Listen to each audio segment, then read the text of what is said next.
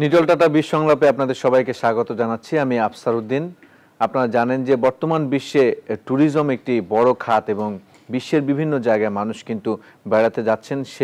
সেই একইভাবে বাংলাদেশেও কিন্তু মানুষ বেড়াতে আসেন এবং বাংলাদেশের মানুষও বিভিন্ন পথে প্রান্তরে ঘুরে বেড়াচ্ছেন। আমাদের আছে সমৃদ্ধ ঐতিহ্য, আমাদের সমৃদ্ধ কিছু প্রাকৃতিক জায়গা আছে যেখানে মানুষ ঘুরতে যাচ্ছেন।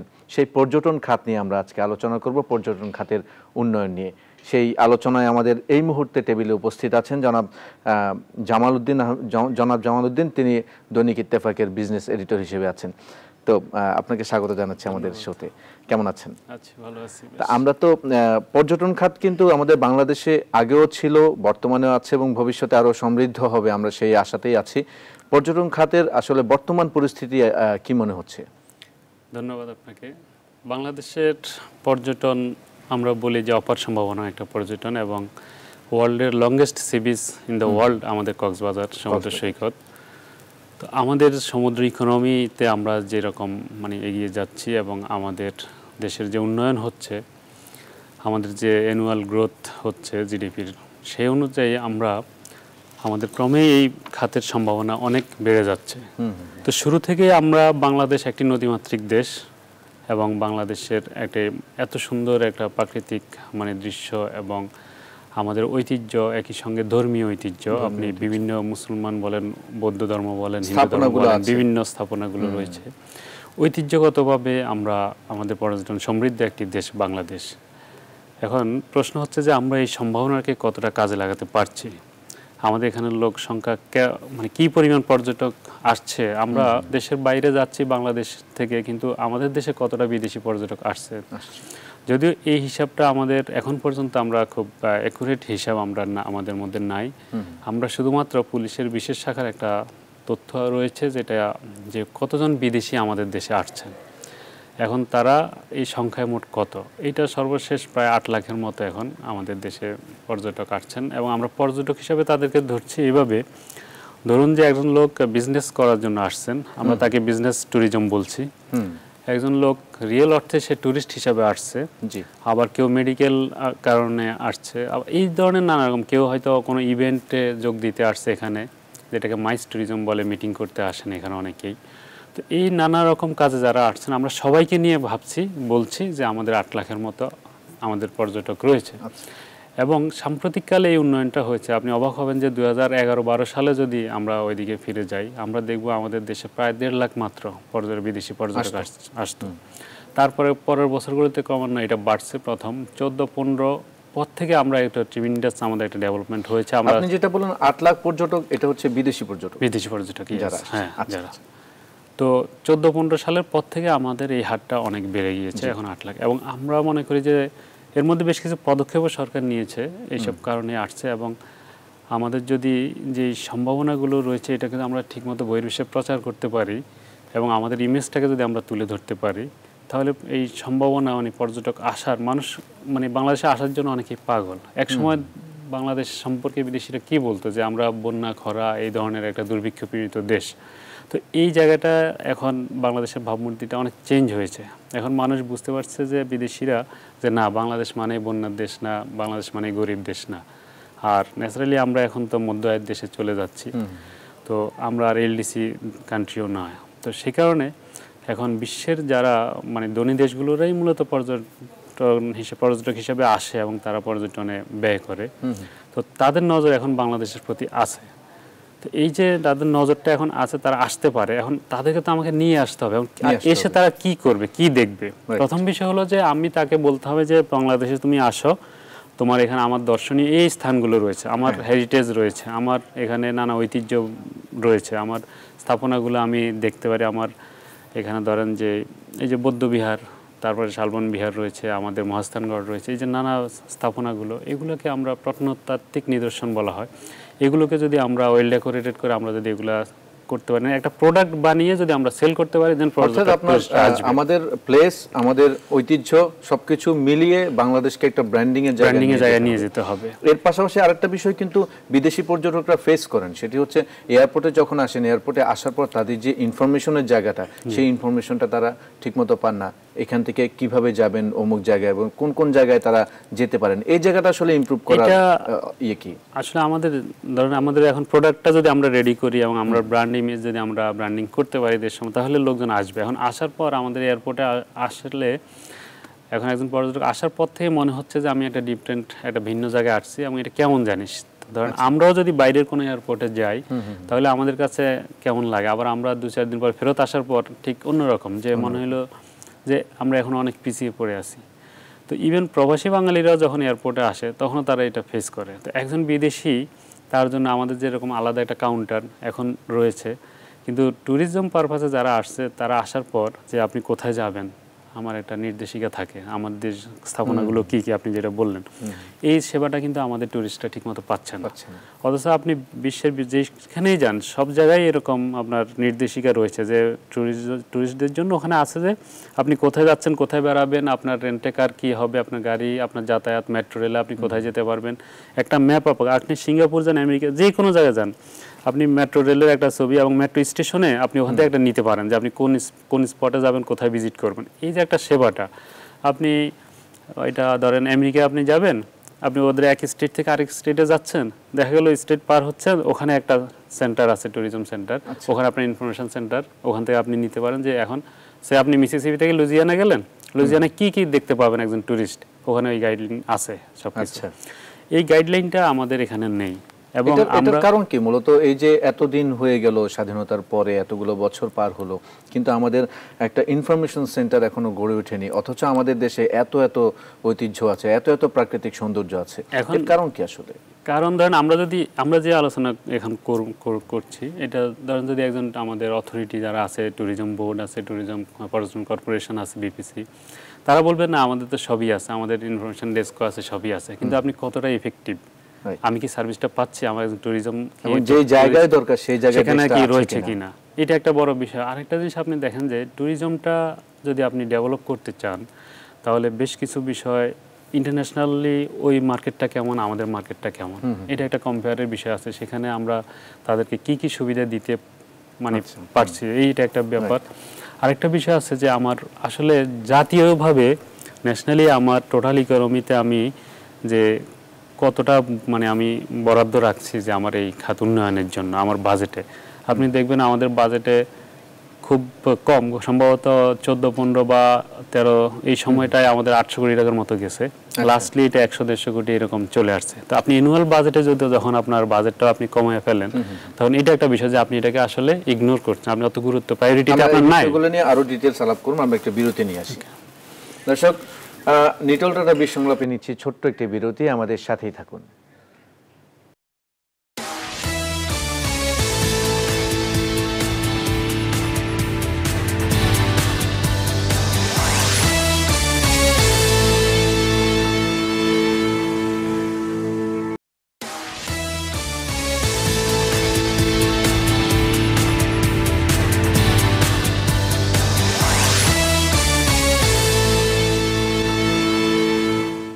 বিরতি পর আবারও স্বাগত নিটল টাটা বিশ সংলাপে। আমরা আলোচনা করছিলাম পর্যটন খাতের উন্নয়ন নিয়ে। আমাদের সাথে এই মুহূর্তে আরো একজন অতিথি যুক্ত হয়েছেন, তিনি জনাব নাসির মজুমদার। তিনি বাংলাদেশ ইনবাউন্ড ট্যুর অপারেটরস অ্যাসোসিয়েশনের সিনিয়র ভাইস প্রেসিডেন্ট হিসেবে আছেন। আপনাকে স্বাগত জানাচ্ছি আমাদের স্টুডিওতে। আমরা আসলে বিরতিতে যাওয়ার আগে আলাপ করছিলাম আসলে ট্যুরিজম খাতের আমাদের এত এত সম্ভাবনা আছে, এত ঐতিহ্য আছে, সেক্ষেত্রে আমাদের ট্যুরিজম খাতটা কেন ওইভাবে আগাচ্ছে না। জামাল ভাই একটু আগে যেগুলো বলছিলেন যে আমাদের ইনফরমেশন সেন্টার এখনো গড়ে ওঠেনি, তারপর আমাদের যে সুযোগ সুবিধাগুলো সেগুলো এখনো ট্রান্সপোর্টেশন যেটা আছে, যেটা হওয়ার কথা সেভাবে ট্রান্সপোর্টেশন নাই। আমরা মূলত সম্ভাবনার বিষয়টা আমরা জানি, আমরা অনেক সম্ভাবনা আছে, কিন্তু একটা বিষয় জানা দরকার যে আমাদের কি পরিমাণ স্পট আছে এবং স্পট কেন্দ্রিক সুবিধাগুলো কেমন আছে। ধন্যবাদ। আসলে পর্যটনের যে ব্যাপারটা যেটা শুরুতেই বললেন যে আমাদের স্বাধীনতার পরে ইনফ্যাক্ট এই প্রথম মাননীয় প্রধানমন্ত্রী শেখ হাসিনার আমলেই কিন্তু পর্যটনকে এতটা গুরুত্ব দিয়ে একটা পরপর 2 বছর পর্যটন বছর হিসেবে ঘোষণা করলো। এর আগে কিন্তু বঙ্গবন্ধু পরে কিন্তু আর কখনো এটাকে সেরকম উদ্যোগ নেওয়া হয়নি। আচ্ছা, এগুলো একটা দিক গেল। আরটা হচ্ছে যে বর্তমান উন্নত বিশ্বের সাথে তাল মিলিয়ে বাংলাদেশের ন্যাচারালি আমরা তো সব সেক্টরে একটু পিছিয়ে থাকি, তো পর্যটনও তার থেকে ব্যতিক্রম কিছু নয়, ওইটাও পিছিয়ে আছে। কিন্তু তারপরেও আপনি গত 10 বছরে আমাদের বেসরকারি যে সংস্থাগুলো যেভাবে হোটেল মোটেল করে বাংলাদেশে এখন আন্তর্জাতিক মানের 5 স্টার হোটেল প্রায় 10 থেকে 15টা হয়ে গেছে অলরেডি, এবং অনেকগুলি ইনলাইনে আছে হচ্ছে। এটা কিন্তু একটা বিরাট আমাদের জন্য আমি বলবো অ্যাচিভমেন্ট। এবং এই যে শুধু হোটেলগুলো না, এগুলির কিন্তু আপনি আশ্চর্য হবেন, আমাদের দেশীয় লোক দিয়ে কিন্তু এই হোটেলগুলি চলছে। এগুলো কাস্টমার কিন্তু আপনার বিশেষ করে আমরা যে হোয়াইট স্কিন যেটা আমরা ভাবি যে ওরা না আসলে দেশের কিছু উন্নতি হয় না বা ওরা না আসলে 5 স্টার হোটেলগুলো চলে না, এটা কিন্তু মিথ্যা পরিণত হয়েছে। আপনি এখন বাংলাদেশে যে কটা 5 স্টার হোটেল আছে আপনি যে দেখবেন 80% প্যাসেঞ্জারই হচ্ছে আমাদের লোকাল বা আমাদের প্রবাসী বাংলাদেশিরাই কিন্তু। তো এটা কিন্তু একটা আমি বলবো এটা কিন্তু আমাদের জন্য অনেক বড় অ্যাচিভমেন্ট। দেশের পর্যটন শিল্প কিন্তু এগিয়ে যাচ্ছে। এখন আসেন যে স্পটের যে বিষয়গুলো, আমাদের বড় স্পটের মধ্যে হচ্ছে সুন্দরবন আর কক্সবাজার বিচ, কিন্তু এছাড়াও আমাদের অনেকগুলি ইভেন্ট আছে। যেমন ধরেন পয়লা বৈশাখী সামনে আসছে, বাংলা নববর্ষ,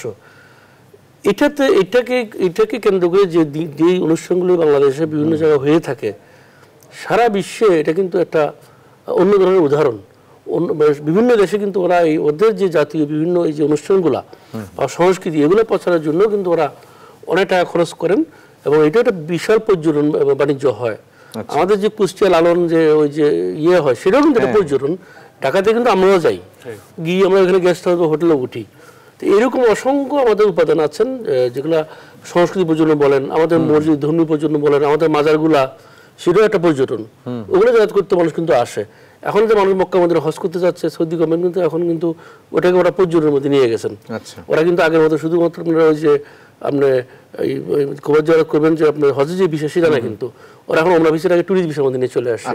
আপনি কিন্তু এখন জেদ্দা থেকে শুরু করে সারা সৌদি আরবে ঘুরতে পারবেন। তো সুতরাং বাংলাদেশে এরকম অসংখ্য আছে, অসংখ্য মাজারের দেশ, অসংখ্য মসজিদের দেশ, মুসলিম ঐতিহ্য আছে অনেক এখানে, অনেক পীররা আছেন, ওদেরও কিন্তু ভক্তরা থাকেন। তারা ওইটার জন্য কিন্তু একটা ওদের বছরটা ওরস মাহফিল হয়, সেখানে কিন্তু একটা পর্যটনের উপলক্ষ। আমরা যে লোকাল যে লোকগুলো সেটা কিন্তু ওরসে যায়, হাজার হাজার লোক এটা ওরসে গিয়ে উপস্থিত হয়, সেটা কি পর্যটন না? সেটাও পর্যটন।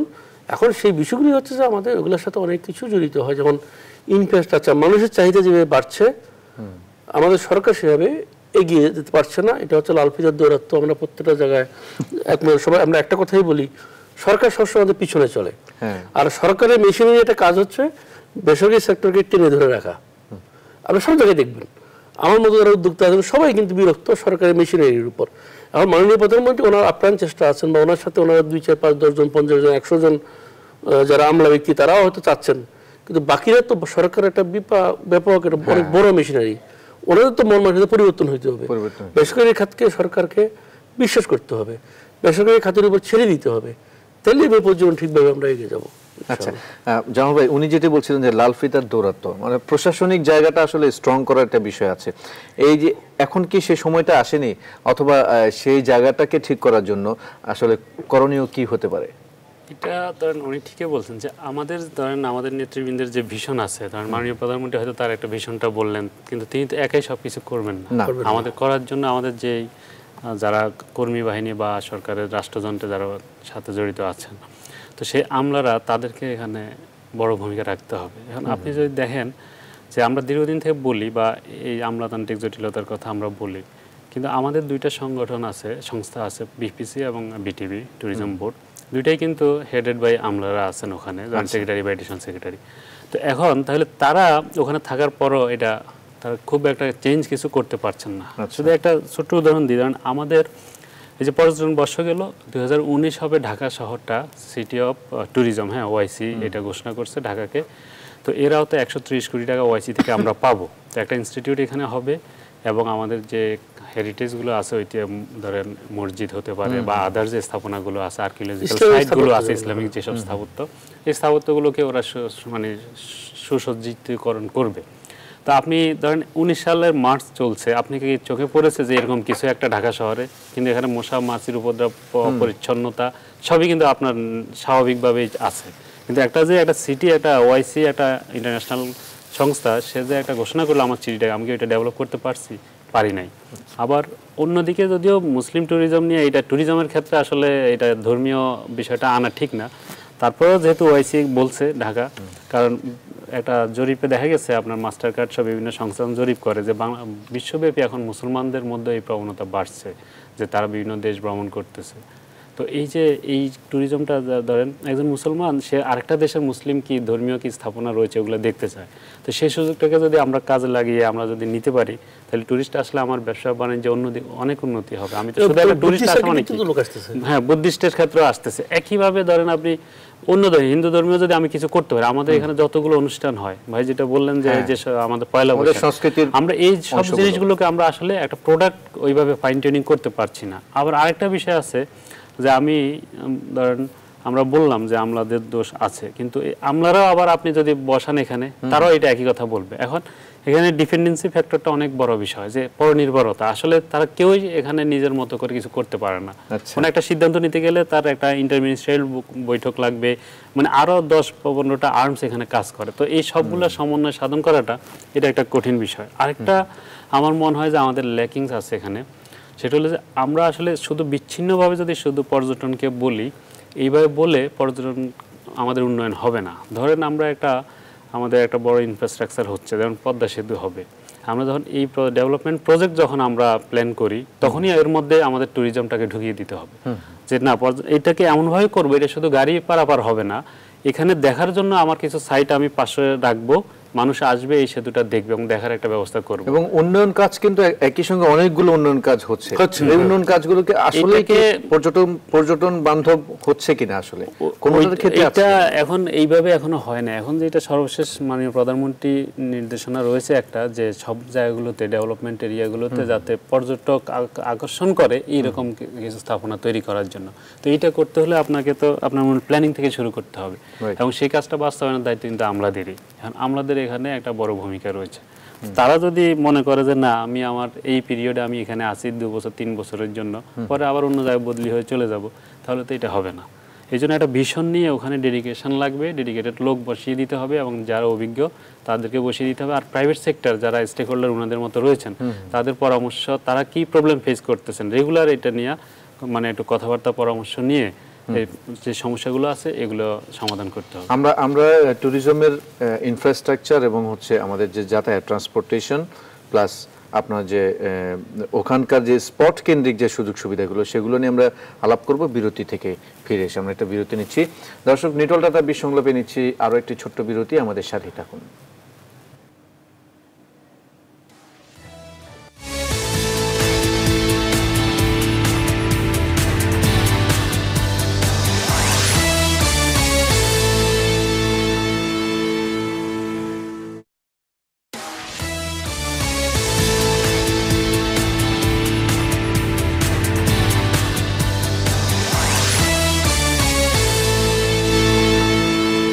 বিরতির পর আবারও স্বাগত নিটল টাটা বিসংলাপে। আমরা আলাপ আলোচনা করছিলাম আজকে পর্যটন খাতের সম্ভাবনা, পর্যটন খাতের উন্নয়ন নিয়ে। আমরা বিরতিতে যাওয়ার আগে বলছিলাম যে মূলত এই খাতের যেই সুযোগ সুবিধাগুলো দরকার স্পট কেন্দ্রিক, সেই জায়গাটা আসলে কতটুকু আমরা এখন তৈরি করতে পেরেছি, সেই জায়গাটা আসলে কি গ্যাপ আছে? আসলে যে কোনো স্পট যদি মানুষ ঘুরতে যেতে হয় সেখানে প্রথম হচ্ছে আপনার রাস্তা লাগে, মানে ট্রান্সপোর্টেশন যেন ওখানে যায়। তার সেই ট্রান্সপোর্টেশন গেলে একটা ভালো একটা পার্কিং দরকার হয় যেখানে নিরাপত্তা থাকবে। তারপরে এখানে মানুষের একটা পাবলিক টয়লেট দরকার হয়, একটা বেসিক নিড। তারপর মানুষের একটা খাওয়া দাওয়ার জন্য রেস্টুরেন্ট, ভালো একটা রেস্টুরেন্ট লাগে।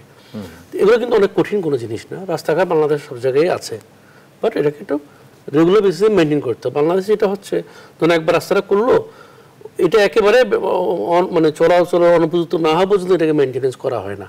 আমরা সবাই দেখি এটা মাটি ক্ষয়ে যাচ্ছে, রাস্তা উঠে যাচ্ছে, কেউ এটা টেক কেয়ার করে না। অনেকে বলে যে বড় একটা বিল বানানোর জন্য সরকারের কোনো একটা অংশ জড়িত হয়ে যায়, এগুলো একটা ভেস্টের একটা কোয়ার্টার অনেকে বলে, সত্যি পেতে জানি না, বাট আমরা তাই দেখি দিনে প্রতিদিনে পরে এটা একদম নষ্ট হয়ে যাচ্ছে, তখন এটা ঠিক করতে আসে অনেক টাকার ব্যাপার হয়ে যায়। আবার ধরুন একটা রেস্টুরেন্ট, এটা প্রাইভেট সেক্টরে একটা লিজ দিয়ে দিতে পারে, এটা টেন্ডার করে, যে নিবে সে চালাবে, যে চালাবে সে একটা পাবলিক টয়লেটে চালাইতে পারে। আর যারা আপনার ট্যুরিস্ট তারা কিন্তু টাকা পয়সা খরচ করতেই যায়, ওরা পকেটে টাকা নিয়েই যায়। সেটা একেবারে গরিব একটা মানুষ যদি ট্যুরিজমে যায় সেও কিন্তু টাকা নিয়ে যায়, তারা বাজেট থাকে, সে খরচ করতে সেখানে কিপটামি করে না। আপনি যদি তাকে ভালো সুযোগ সুবিধা দেন সে অবশ্যই করবে। এখন আমাদের বাংলাদেশে এটা সবচেয়ে বড় সমস্যা হচ্ছে এই বাংলাদেশে এই যে অনেকগুলো টুরিস্ট স্পট, যেমন ওই যে রাতারগুল বললেন, বিছনাকান্দি বললাম, ওরা কিন্তু সরকার পর্যটনের কেউ কিন্তু এগুলো আবিষ্কার করে না। এটা কিন্তু আমাদের মিডিয়া আর আমাদের মধ্যে যারা বেসরকারি ট্যুর অপারেটররা আছেন, আমরা কিন্তু এটা আবিষ্কার করেছি। মানুষ দেখতে যাচ্ছে, গিয়ে মানুষ এত সৌন্দর্য দেখে মানুষ আশ্চর্য হয়ে যায়। তো সরকারের এখন পর্যন্ত কোনো মাস্টার প্ল্যানই নেই। এখন একটা রাষ্ট্র স্বাধীনতা এত বছর পরে যদি আপনার এত বড় একটা সেক্টর সারা দুনিয়া এই ট্যুরিজম দিয়ে চলছে, সেখানে আমরা এখন পর্যন্ত একটা মাস্টার প্ল্যান করতে পারলাম না, এটা আমরা বলবো এটা আমাদের জন্য ব্যর্থতা।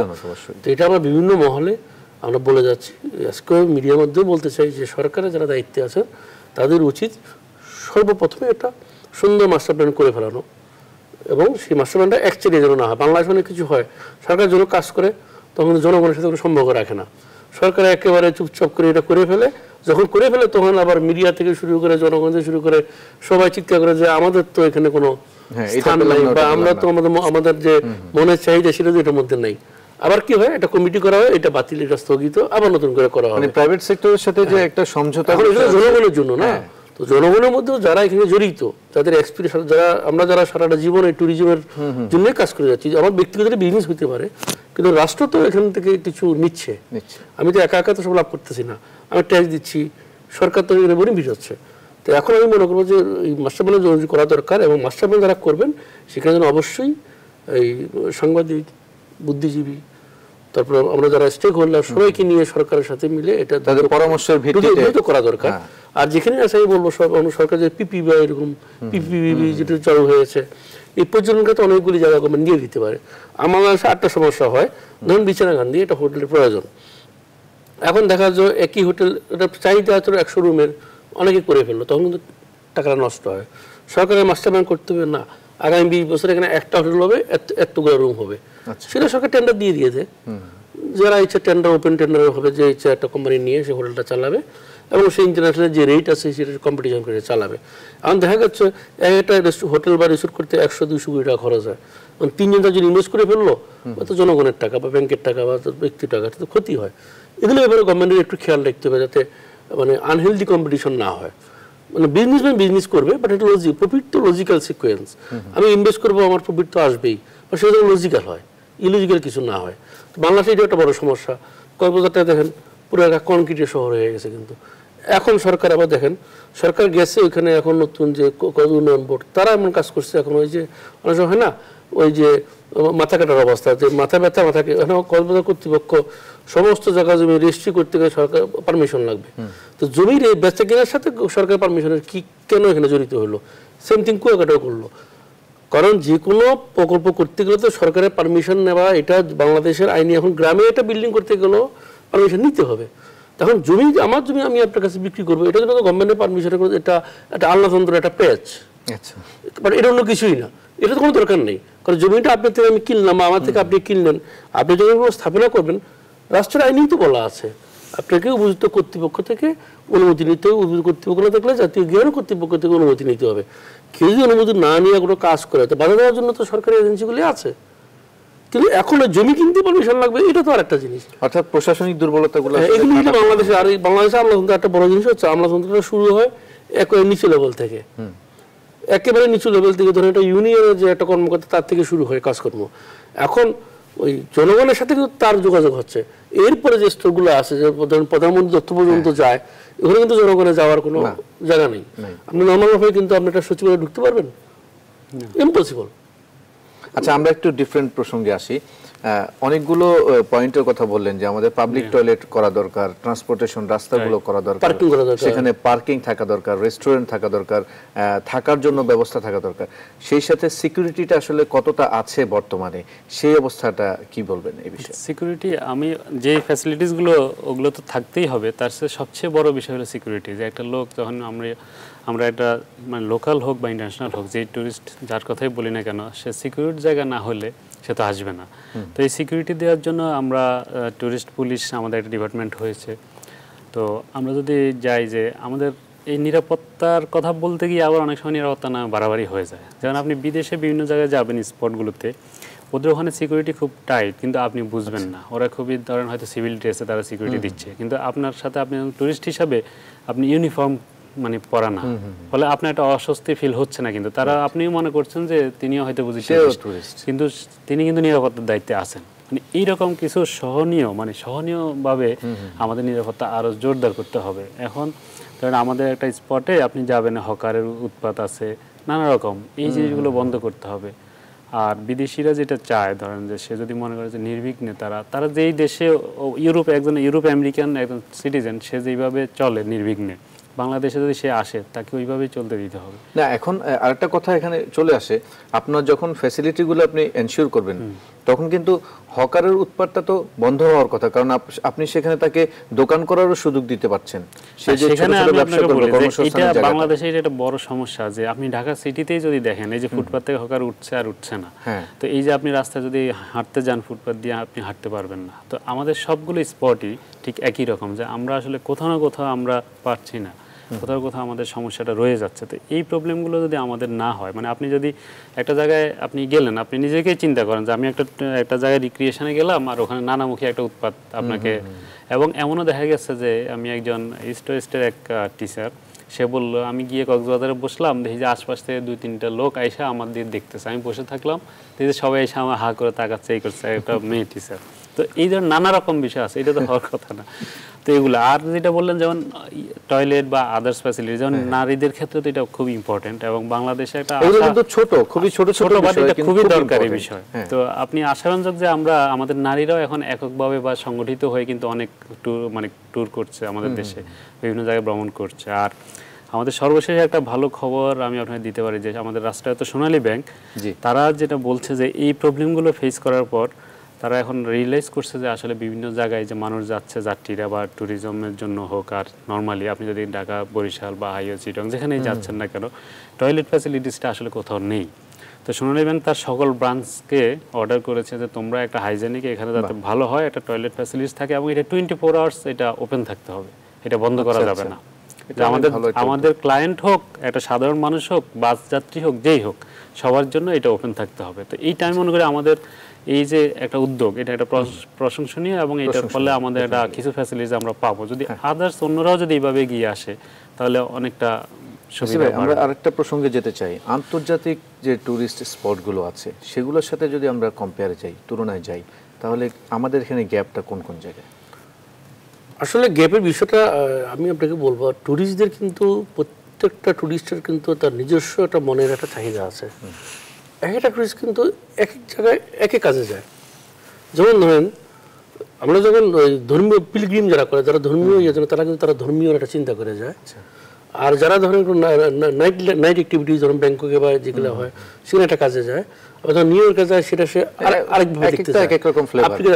এখন সেখানে আমি বলবো যে আমরা আমাদের যেগুলি আছে, যেমন আমাদের সুন্দরবন, ঠিক না, এখানে এটার সাথে অন্য কারণটাকে আমরা কম্পেয়ার করবো না। আমাদের কক্সবাজার, তো সেখানে তো 5 স্টার হোটেল অলরেডি হয়ে যাচ্ছে, থাকার ভালো সুবিধা আছে। তো ভাই যেটা বললেন, আমাদের এখানে আরেকটা বড় সমস্যা হচ্ছে, ধরেন এই যে ওই পাবলিক টয়লেটগুলো, এগুলো পরিষ্কার পরিচ্ছন্নতা একটা সমস্যা। যেগুলো হয়েছে এগুলো কিন্তু পরিষ্কার না। ধরেন এরশাদ সাহেবের আমলেও কিন্তু একটা আইন হয়েছিল, যতগুলি বাংলাদেশের পেট্রোল পাম্প আছে প্রত্যেকটা পেট্রোল পাম্পে কিন্তু আপনি ওই টয়লেট ফ্যাসিলিটি থাকতে হবে। আমরা যদি দেখেন বাংলাদেশের সবগুলা পেট্রোল পাম্পে টয়লেট আছে, কিন্তু আমার মনে হয় 99% হচ্ছে নোংরা, যেটা ব্যবহার করার মতো না। আচ্ছা, ওনারা ফ্রি, ওনারা বিনা পয়সায় ব্যবহার করা যায়, কিন্তু ব্যবহার করতে আপনি পারবেন না। তো তার চেয়ে কথা হচ্ছে আপনি পয়সা নেন, আর সারা পৃথিবীতে কিন্তু আপনার বাসার মধ্যে নোংরা থাকতে পারবেন না। গভর্নমেন্ট কিন্তু এখানে গিয়ে সিটিগুলোতে ইম্পোজ করে, কারণ আপনার নোংরা থাকলে রোগ জীবাণু ছড়াবে, আপনার রোগ হবে, আপনার সেই রোগটা গিয়ে প্রতিবেশীকেও কিন্তু অ্যাটাক করবে। ওই জন্য গভর্নমেন্টের এদিকে নজর রাখা উচিত, যে আমাদের পরিষ্কার পরিচ্ছন্নতা, যেমন সিটি কর্পোরেশন রাস্তাঘাট পরিষ্কার করে, আস্তে আস্তে মানুষেরও বিষয়গুলো দেখা উচিত। তুমি যত গরিবই হোক, কাপড় ছেঁড়া হোক, কিন্তু এটা পরিষ্কার হতে হবে। এইটাও একটা বিষয় কিন্তু আমরা দেখতে পাচ্ছি। আপনি অনেক পাবলিক টয়লেট দেখেন নোংরা, আবার অন্যদিকে দেখেন আমাদের মরহুম মেয়র আনিসুল্লাহ সাহেব যে যেগুলো করে গেছেন, উনি কিন্তু সবগুলো কিন্তু উনি ওনার লিজের মতো করে লোক বসিয়ে দিয়েছেন, ওরা কিন্তু সুন্দর পরিষ্কার। কারণ হচ্ছে আমি যখন বাথরুমে যাচ্ছি, আমি কিন্তু টাকা দিয়ে ইউজ করতেছি, নোংরা হলে কিন্তু আমি প্রতিবাদ করতেছি যে আমি তোমাকে টাকা দিচ্ছি, এটা নোংরা কেন। মানুষ যখন পেমেন্ট করবে তখন মানুষ কিন্তু তখন প্রশ্ন করে, তাকে সে ইনশিওর করে সার্ভিসটা সে ঠিক মতো পেলো কিনা। তো এটা একটা দিক, আমাদের এই বিষয়ে একটু সজাগ হতে হবে। আরেকটা বিষয়, একটু ইনফরমেশনের জায়গাটা আমরা প্রথম দিকে একটু আলাপ করছিলাম যে যারা বাহির থেকে আসবে, ফরেনার যারা, তাদের কাছে আমরা ইনফরমেশন কতটুকু দিতে পারছি এবং ইনফরমেশন দেওয়ার জন্য আমাদের ইনফো সেন্টার আছে কিনা? আমার প্রশ্নটা সেখানে না, প্রশ্নটা এখানে আমরা যে শুধু আউটবাউন্ড না, ইনবাউন্ডের ক্ষেত্রেও যারা নিজেরা ঘুরতে যাবে, আমার নিজের দেশের সম্পর্কে আমি জানবো, সেই জানার জায়গাটা আসলে প্ল্যাটফর্মটা আছে কিনা? এখন ধরেন ওগুলো কতগুলো বিষয় তো অবশ্যই আছে। যেমন আপনি যদি পর্যটন কর্পোরেশনের ওয়েবসাইটে যান, সেখানে তারা তাদের বিভিন্ন আমাদের স্পোর্টগুলো আছে। বাংলাদেশ ট্যুরিজম বোর্ডের ওয়েবসাইটে যদি যান, সেখানেও আছে। এখন কথা হচ্ছে যে আমাদের 20 কোটি লোকের মধ্যে আমার তো মনে হয় 50 লাখ লোকও ট্যুরিজম বোর্ড কী জিনিস আর পর্যটন কর্পোরেশন কী জিনিস এটা জানে না। এটা খুবই শিক্ষিত মহলের এবং উঁচু মহলের লোকজনই মোটামুটি যারা খোঁজ খবর রাখে তারা জানে। তো এটা একটা প্রবলেম আছে। তো এখন কথা হচ্ছে তারপরেও এখন আরেকটা জিনিস বের হয়ে গেছে। এখন বাংলাদেশে এই সেক্টরটা কিন্তু এখন ইয়াং জেনারেশনরা আসতেছে বিজনেসে। আপনার ফেসবুক খুললে কিন্তু আপনি অনেক এড দেখবেন, এই সোশ্যাল মিডিয়াতে কিন্তু এটা কিন্তু একটা বড় একটা এটা এফেক্ট আছে, কিন্তু এটা একটা পজিটিভ ইম্প্যাক্ট আমি বলবো। তো ইনফরমেশন জিনিসগুলো আস্তে আস্তে আগে আসতেছে। আমি জামাল ভাইয়ের কাছে একটা বিষয় জানবো যে অ্যাজ এ ট্যুরিস্ট আপনি কিভাবে চান স্পটে গিয়ে স্পট সম্পর্কে ইনফরমেশনটা আসলে কিভাবে পেতে চান? স্পটে গিয়েও তো ইনফরমেশন জানা যায় ইচ্ছা করলে, যদি ব্যবস্থা থাকে, সেই জায়গাটা কাজ করার সুযোগ আছে কিনা? আমি আপনাকে শুরুতে এই কথাটা বলেছিলাম যে ধরেন আমি মিসিসিপি থেকে যখন মানে একটা স্টেট থেকে যখন লুজিয়ানা আমি ঢুকার একটা গেটওয়ে রয়েছে এবং ওখানেই আমার একটা সেন্টার আছে। ওখানে ঢুকার পর আমি চা কফি খেতে পারি, আমার ব্রোশিওর রয়েছে, ম্যাপ রয়েছে, আমি কোথায় যেতে পারি, ওখানে দর্শনীয় স্থান কী কী আছে, টোটাল গাইডটা আমি ওখানে পাচ্ছি। এবং ওখানে 2-3 জন লোকও আছে যাদেরকে আমি কোশ্চেন করতে পারি যে আমার কোনো প্রশ্ন থাকলে যে আমি কিভাবে তুমি হেল্প করতে পারো, এখানে যেতে চাই, অথবা আমি ট্যাক্সি সার্ভিসটা কোথায় পাবো, কিভাবে, এই ধরনের। এখন এইটা কেন তারা করছে যে আপনি যখন একটা সিটি, সে মনে করতে আমার এই স্টেটে ঢোকা মানে সেইটাকে ইনবাউন্ড হোক আর আউটবাউন্ড ওইটা না করে একজন ট্যুরিস্ট আমার জন্য, আমার ইকোনমির জন্য এটা একটা প্লাস হবে এরকম। ঠিক আপনি আমাদের পাশের দেশ যদি ইন্ডিয়ায় আসেন, আপনি ইন্ডিয়াতে আপনি দেখবেন যে এক প্রদেশ থেকে আরেক প্রভিন্সে গেলে আপনি দেখবেন একটা ডিফারেন্ট লুক আছে, আপনি বুঝতে পারবেন যে আমি আরেকটা জায়গায় যাচ্ছি। কিন্তু বাংলাদেশে গিয়ে আপনি ঢাকা থেকে চিটাগাংয়ে গেলে আপনি বুঝবেন আরেক জায়গায় আসছেন, কিন্তু সেটার মানে কোনো আপনাকে মনোগ্রাহী করবে না, আকর্ষণীয় করবে। তো এইভাবে আমি যখন একটা সিটি থেকে আরেকটা সিটিতে যাব, তখন যাতে আমার সিটির ডেভেলপমেন্টটা ওই রকম হয় যে আমি দেখে একটা টুরিস্ট মানে গেটওয়ে একটা থাকবে, আমি আকৃষ্ট হব যে না এখানে একটা জিনিস আছে, এবং ওখানে একটা ইনফরমেশন সেন্টার থাকবে যেখানে আমি সব ফ্যাসিলিটিসগুলো পাবো। এখন হয়তো আমি আপনি বাঙালি হিসাবে আমরা বলতে পারি আমি চিটং গেলাম, কক্সবাজার গেলাম, ওখানে কি কি আছে আমরা একটা ধারণা করে যোগাযোগ করতে পারি। কিন্তু একটা ফরেনার যখন আসে সে তো ওইভাবে জানবে না। তখন সে যদিও তারা আসার আগে তাদের হোমওয়ার্ক করে আসে, ইন্টারনেটে তারা জেনে আসে, এখানে একটা লোকাল গাইড থাকে, কিন্তু এটা যদি আরও সহজ হয় যে ধরেন সে গেল নিজেই ওখানে গিয়ে দেখলো একটা তার ইনফরমেশন সেন্টার রয়েছে এবং সে কাগজ কলম ব্রোশিওর নিল, গাইড নিল, নিজে 5 মিনিট চিন্তা করে দেখলো আমি এখানে যাবো, এখানে যাওয়ার টাইমিংটা তার সাথে মিলাবো, হোটেলটা কোথায় আছে, এটা যদি এই জিনিসগুলো হয় তাহলে আমার মনে হয় অনেক টুরিস্ট আসবে। আমি আরেকটা জিনিস একটু উদাহরণ দিই, দেখেন মানে গাইডলাইনটা কত ইম্পর্টেন্ট। যে কয়দিন আগে রাসান থেকে একজন মানে একটা কোম্পানির সে পিআর ম্যানেজার কারণ আমাদের অফিসে চলে আসলো একটা মেয়ে একা, তো এসে আমাদের সাথে কথা বললো যে আমরা খুব অবাক হলাম যে একটা রাসান একটা মেয়ে এখানে একা আসছে কিভাবে। তো তাকে আমি বললো যে সে এর আগে সাংবাদিকতা করতো একটা লাইফস্টাইল ম্যাগাজিনে, তো সে এখন এই কোম্পানিতে আছে। সেই আসার আগে সে ইন্টারনেট থেকে সব কিছু তথ্য নিয়ে এইভাবে সে একটা রুট ম্যাপ করলো, কোন কাগজ, অনেকগুলো পত্রিকা অফিস ভিজিট করলো, সে ওইভাবে ওই গাইডেন্সে আর কিন্তু আসছে একা, তাকে কোনো একটা হেল্প লাগে নাই। তো আমরা যদি এরকম একটা চিটংয়ে ঢোকার আগে যদি আমি একটা কিছু করতে পারি, সিলেটের জন্য কক্সবাজার এইভাবে যদি ইমপ্রুভ করতে হবে। আরেকটা বিষয় আমার জানার দরকার ছিল, এই জায়গাটা কাজ করার জন্য কি অ্যাসোসিয়েশনগুলো সরকারের সাথে কম্পিট হয়ে এখানে যেটা হয় সেটা ঠিকই আছে। এখানে হচ্ছে যে গভর্নমেন্ট ধরেন পর্যটন কর্পোরেশন এবং বাংলাদেশ ট্যুরিজম বোর্ড ওনারা কিন্তু চেষ্টা করে যাচ্ছে, ওয়েবসাইট আছে। আর গুগল কিন্তু একটা জিনিস, গুগল কিন্তু অনেক কাজ করে দেয়, আর গুগলে সার্চ করলে অনেক কিছু পাবেন। আরটাও আমাদের ইন্টারেস্ট হলো এই বর্তমান সরকারের যে ডিজিটাল যে নীতিমালা, ওনারা তো ডিজিটাল করতে যাচ্ছেন 2021 সালের মধ্যে। বাংলাদেশের প্রত্যেক ডিস্ট্রিক্টের ডিসিদের কিন্তু একটা ওয়েবসাইট আছে, আচ্ছা, সেখানেও ট্যুরিজমটা যদি ওনারা একটু ফোকাস করেন, ওখানে একটু ইনফরমেশনগুলো দিয়ে রাখেন, সেটা একটা মানুষ পেতে পারে। আরটা হচ্ছে যে বাংলাদেশে কিন্তু প্রত্যেকটা ডিস্ট্রিক্টের চেম্বার আছে, এবং ঢাকা বা মেট্রোপলিটন সিটিগুলোতে অনেকগুলো অ্যাসোসিয়েশন আছে। এই অ্যাসোসিয়েশনগুলোর আবার প্রত্যেকটা বড় অ্যাসোসিয়েশনের আবার আঞ্চলিকভাবে ছোটো ছোটো অ্যাসোসিয়েশনগুলো আছেন, আমাদের মেম্বাররা আছেন। এই অ্যাসোসিয়েশনগুলো কিন্তু দায়িত্ব নিতে পারে। যেমন কক্সবাজার ট্যুর গাইড অ্যাসোসিয়েশন আছেন, তারপরে আপনার ইয়েতে কুয়াকাটা ট্যুরিস্ট অ্যাসোসিয়েশন আছেন। তো তো আবার একটা জিনিস যেটা করতে হবে, একটা জিনিস যেটা তথ্য উপাত্ত। এখন ধরেন আমি 7 গম্বুজ মসজিদে গেলাম, শেষ পর্যায়ে আছি তো, করণীয় গুলো যদি পয়েন্ট আকারে বলতে হ্যাঁ এই মুহূর্তে। এটা ইম্পর্টেন্ট। আমরা ধরুন একটা জায়গায় গেলাম, ওই জায়গার বৈশিষ্ট্য কি, এখন ওটার ইতিহাস তো আমার জানতে হবে, লিখে তো আর এত কিছু আমরা করতে পারি। ওখানে একটা জিনিস যেটা ওই আমি মনে করি যে প্রত্যেকটা অঞ্চলে কিছু লোকাল গাইড, লোকাল লোক যারা, ওদেরকে প্রশিক্ষণের ব্যবস্থা করে দিলে খুব ভালো হয়। যখন কোনো টুরিস্ট যাবে তারা যেন ব্যাখ্যা করতে পারে, এবং সেটা হবে অনেকটা অনেক ফ্রি মতো আর কি। ওদের যদি কেউ খুশি করে কিছু দিয়ে দিল, ওরা যখন ট্রেনিংটা নিবে সরকার টাকা দিয়ে ওদের ট্রেনিং করাই দিবে। ওরা একটা মোটরসাইকেল চালা হইতে পারে, একটা রিক্সাওয়ালা হইতে পারে, একটা গরু গাড়িওয়ালা হইতে পারে। সে যদি তার এলাকা সম্পর্কে জানে তখন একটা টুরিস্টকে সে বর্ণনা করতে পারবে, এবং সেটা ট্যুরিজম বোর্ড বা পর্যটন কর্পোরেশনের দায়িত্ব হচ্ছে ওকে কিছু টাকা পয়সা দিয়ে ওকে শিখিয়ে দেবে। এর সাথে কি যোগ করবেন কোনো কিছু, কোনো পয়েন্ট করণীয় জায়গাটা? করণীয় জায়গায় আমি বলবো এই মুহূর্তে যে সবচেয়ে বড় প্রয়োজন মাস্টার প্ল্যানটা যত তাড়াতাড়ি করা যায়।